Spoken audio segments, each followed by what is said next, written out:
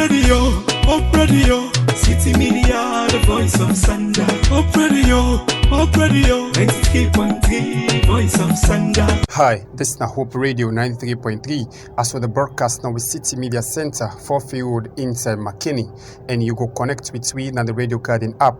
And self download the radio app na Play Store for listening we any side you day in the world in relation of the power shortage inside McKinney and other parts of the country.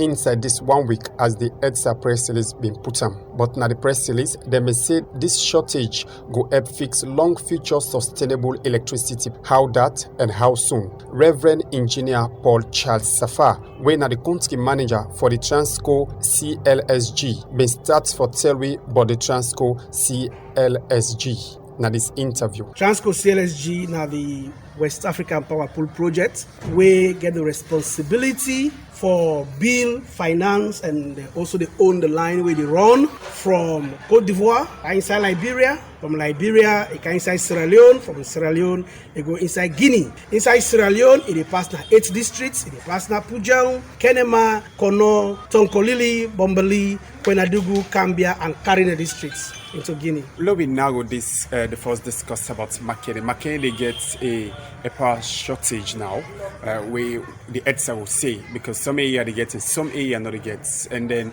we get an information from the electricity say because of this power pool we talk about.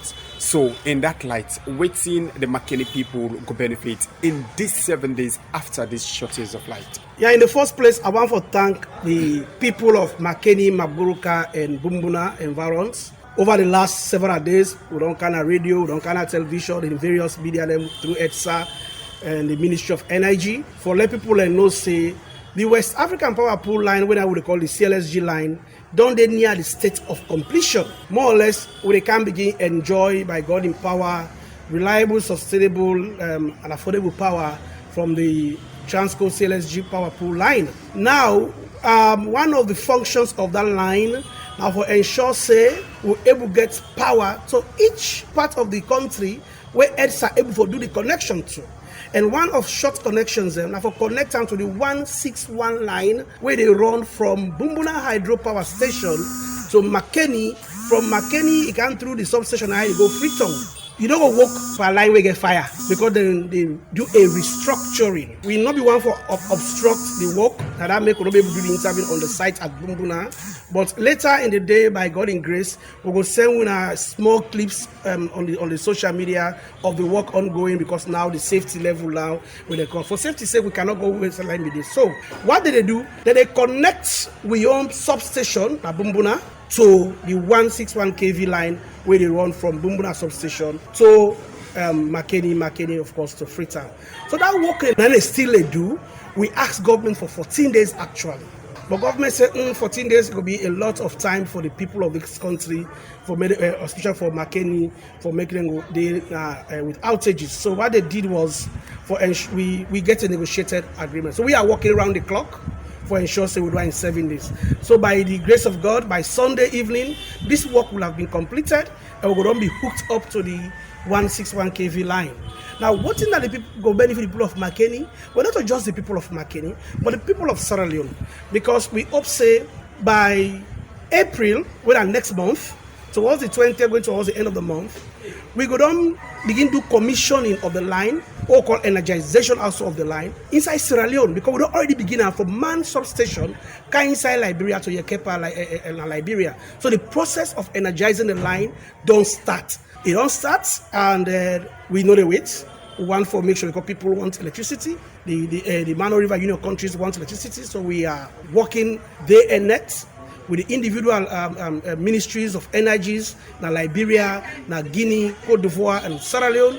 And for Sierra Leone in particular, we work also with EDSA, when one of we people we get a lot of agreement with, and we also work with EGTC. Of course, we get a supervising ministry, we are the Ministry of Energy, for them work there within the country, we all work hand in gloves. Our whole job is to provide the line. So it now left with government where I know say the REPA do, they don't get a lot of thinking, they don't get a lot of processes, they don't try for secure funds, for do the connections to the line. We they provide the mid rib, so you now go create the ribs. We line they almost divide Sierra Leone into two, south going up to north, northeast, northwest. So if you look at any side along the line with 5 substations, we get 5 substations. We get one at Kenema, we call Tiloma substation, in Dondon. We get one Kono, we call the Big Congo substation, in Self Dondon. We get one the Bumbuna, we call the Bumbuna substation, in Self Dondon. And the line from Manon and Liberia substation take them to Fadugu is 100% completed. Don't forget, we get well, I don't call it a national grid, but we get about, I will say we get about 3 grid of, really I'll call it a small grid as Sierra Leone. Kenema get the grid where they begin from the hydro power plant, where they are that Panguma axis, the hydropower station. That line they run kind of Kenema. That same line they run go to Bo. So if we get a substation at Kenema, then that substation at Kenema connect any side along Bo and along the line where they go towards the hydropower station go also benefit from the line. But also the line they run can Kono.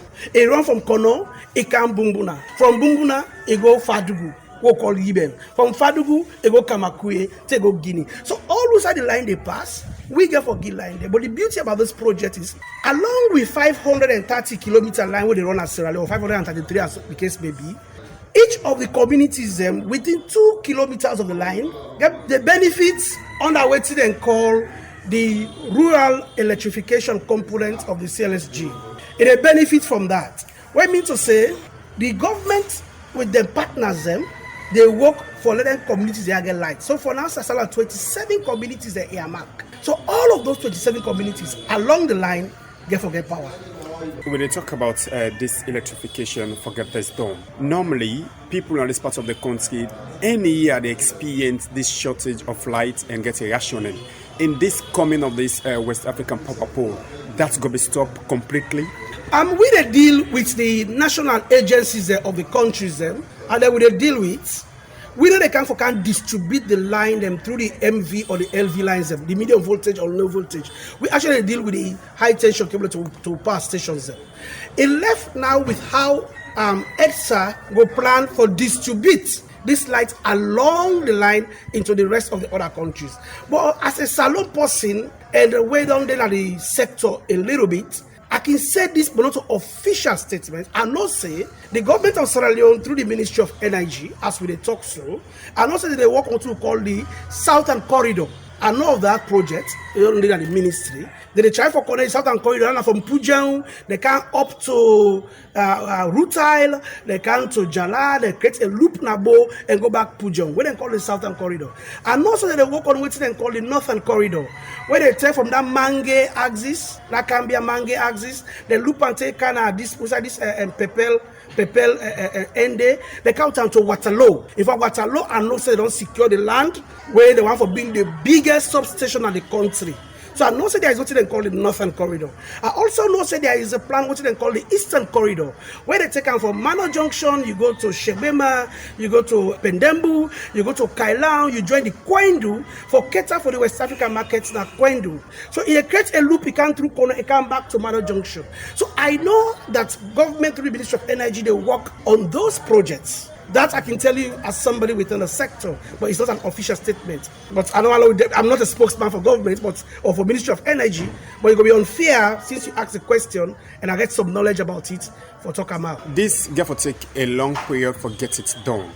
But one person will want to say, we get Bumbuna phase 1, we get Bumbuna phase 2. In the first case, Bumbuna, people of this country, they say Bumbuna will supply West Africa. And go later, they say Bumbuna will supply Salone. But now we still struggle for getting Bumbuna up and running as we own, but rather we go take another electrification from the West Africa. Well, I don't know I don't want to discuss the history of Bumbuna. We're going to take a whole day here. But what I know is that Bumbuna gets, at the moment, a capacity of 50 megawatts, and over the years of its operation, it don't produce as much as 49.5 megawatts.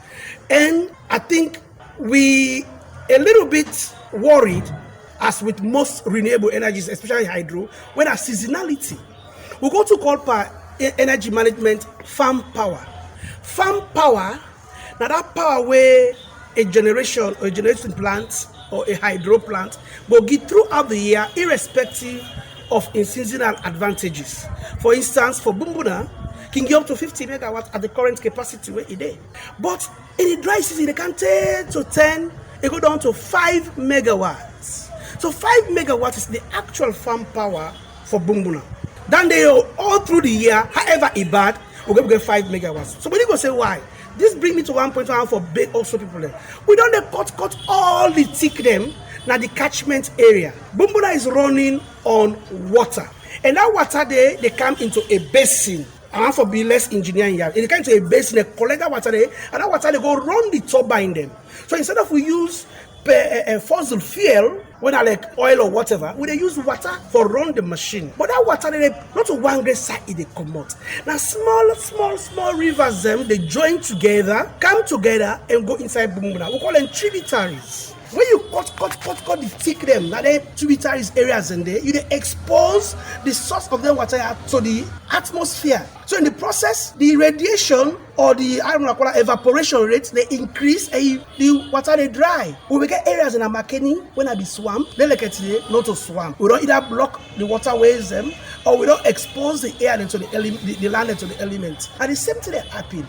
So if we continue for reduce the catchment area, the farm power of Bumbuna will also reduce. I know they have for talk about Bumbuna really, and they have for talk about the project, but it's the passion I get in energy. So at least let people know that, and let we please stop for the continent take them along the tributaries of Bumbuna. So that aside, so now that 5 megawatt during the dries, they make Makeni be the getting sources of power. What we Transco CLSG do? They come with the power. The government of Sierra Leone and EDSA, as we talk so now, they discuss what they call the power purchase agreement with CI Energies that Côte d'Ivoire. For see how much power the government of Sierra Leone through EDSA go take. And I believe that whatever power we then take, definitely Makeni will be one of the source beneficiaries because of the Bumbuna substation where we get there. And we don't connect to the Bumbuna hydropower station. You talk about the catchment areas as an engineer. When I don't get the allocation of the site, then please and tell government say, when I reserve this place for we because we need them for get the power sustain. Again, I know I tell you say I'm not a mouthpiece for government. But I will tell you this, being somebody within a sector. I know they go to them call the Bumbuna Water Management Shed. There is a whole unit within the Ministry of Energy. We're responsible for that. And I think say they can come in once in a while for tell people them. So there is that concern. There is an established unit where they call the Bumbuna Management Shed, we're responsible for those programs. And because there is a unit, and because of the fact say they know the concern and they value that concern. Before now, when there is a light shortage in Makeni, in a day like this now, when somebody go begin think of having 2 generators at the time, beaucoup area been get compared to now when a lesser area in the get as we talk, especially in these 7 days. Okay, make I help you. When we ask for the outages, we call them outages for open the circuit. When you open a circuit, it means to say lights on the flow through. When you close the circuit, it means to say lights they flow through. So when we decide to open the circuit, for let we call it the whole process called outages. Government sit down with EDSA and EGTC and they call we Transco into a meeting. What do we do? So what do we do? And now if I now say not to the old tongue blackout at the same time, lights they come to call load shedding. We get generators in Maboroka. You don't say Makeni connect to Maboroka, right? We get generators, we get start generators on Makenia. So what the government do through the ministry and provided funds for maintenance and machines in the air for buy additional fuel. For Freetown, then talk to Cal Power for increase them generating capacity. But that's a no Freetown. So Makeni consumption over the years don't increase. 5-6 years ago, that's what Makeni be done. 10 years ago, Makeni even used 1 megawatt 10 years ago. Now Makeni as a town, I think they're only second to Bo and third to Freetown in terms of consumption. They are the third highest consumers of electricity. The town not big. People around, they use fan, they use AC, they use machines. The hotels around Baku, where guests they can all that pressure they make now Makeni rely on them emergency generators for give the town complete power. So that make you see the notice. You know one thing about energy, as they produce energy and as they give the people the energy, now so the people the energy demand they increase to a point when they call the energy ladder, to a point that they go say, okay, we don't get all we want in terms of energy supply. Don't begin energization with a commissioning of the line. Now they that Côte d'Ivoire. The man substation they connect to the substation at Liberia, where they call Yekepa. So don't begin from man to Liberia. So, day before yesterday, I spoke to the overall engineer, where they Cote d'Ivoire. Like, he put me on speed, so we try to get timelines. Now, a slow, painful process. They will not build the line done. We know what, as we don't build the line done, we turn back, we begin get blackout, we begin get issues with the line. So, every inch of the line is being tested. Every pylon, every tower bill, they test them for stability. They subject them back. They belong to wind analysis. Every inch of the line is being tested for the N-1, the amount of heat where they give, where the wire they give out. All of Aboko, I don't know if it will be technical, but Aboko test that they do along the line, and it's a slow, painful, technical process for guarantee the stability and the life of the line. So you don't begin a man coming to Liberia and Yekepa. In about 30 to 35 days, we go to Sierra Leone, na the Kenema substation. So give and take about April 15 to April 20, we go to the Kenema substation, and that will be one of my greatest moments for come back na radio and television, and for invite the people of Sierra Leone on that great day way we go energize the Kenema substation, and it not gonna be news I will keep to myself. In fact, I'm already excited about it. These projects don't they go on for so long now, we actually feel its completion in our hands. The end of April, inshallah, as the Muslim go say, by God in power, as we the Christians they go say, and we will begin the energization process in Kenema for commission the substation and the line. And McKinney lights for the 1 week go end Sunday, assure that. Yes. We go back this morning as I done this interview. So I didn't have the officials from the Ministry of NIG and the EDSA people. Now all the work hand in hand. We don't depart this from you know that now from Sunday or even before Sunday itself. We don't depart this for engage the communities na Makeni, Bumbuna and Maboraka. The idea is no misinformation. You see, when you not give out information, you allow people for draw their own conclusions, and we don't want that. We let people know. When I get me lines, if any journalist want further clarification, feel free to call me. Not just call me early morning, not just call me late. That next piece I get a live for leave, because another journalist can do. Somebody call me 6 o'clock morning, somebody call me midnight. I can appreciate. I don't can reject them. I can talk to them, but sometimes me some get small life for leave. But as we go, feel free to call me during working hours, especially, and I will always let follow. We all get engaged, and always send the information out. When you give information, is power. When you give out the correct information, you don't allow people to feed on lies. Thank you, and finally assure the people of McKinney and Sierra Leone say this will be the best outcome of electricity. Of course, by God in power, by Monday when I'll go back to the normal routine of electricity supply, we will don't work by Sunday midnight, or perhaps even before that. With the ginger up demand them, and I want to use this opportunity for thank His Excellency the President, for thank the Minister of Energy, because all of this now with his support and clearance, for thank the Minister and Ministry of Finance, for they to have to provide the monies, and for thank we donor partners them, the World Bank, the African Development Bank, the European Investment Bank, and the German National Bank. But far and above all, for thank the people of Sierra Leone, because without their cooperation, without them outwardness for receive this power, we wouldn't have been where we are. That's now the country manager for the Transco CLSG, Reverend Engineer Paul Charles Safa, been the end interview with me.